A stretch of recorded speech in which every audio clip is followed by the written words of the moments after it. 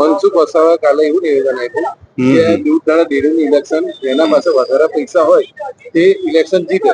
તમને શું લાગે કે સમસ્યાના જે મુદ્દા છે તેને પર લોકો વાત કરે કે પૈસાના કારણે? એ મનસુખભાઈનો આપણા ભરૂચ જિલ્લાના સાંસદ છે, એ એમનો મત છે. એમાં મારે કંઈ કોમેન્ટ કરવાની રહેતી નથી.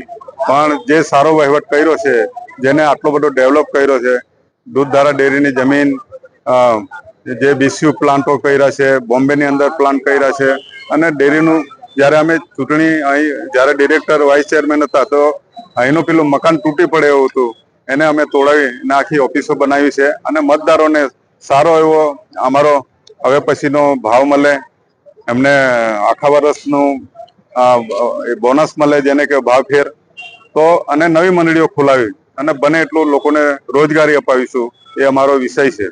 અચ્છા, જે તમે બોમ્બે ની વાત કરી કે જે મિલકત ખરીદી તે 32 કરોડમાં મિલકત ખરીદીને મેન્ટેનન્સ ની અંદર 103 કરોડ સુધી પહોંચી ગયું બજેટ.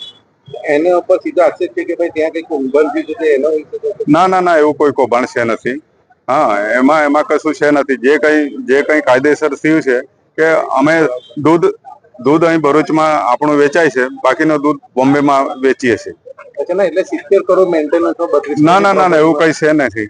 એમાં વાહિયાત વાત છે, અફવા છે.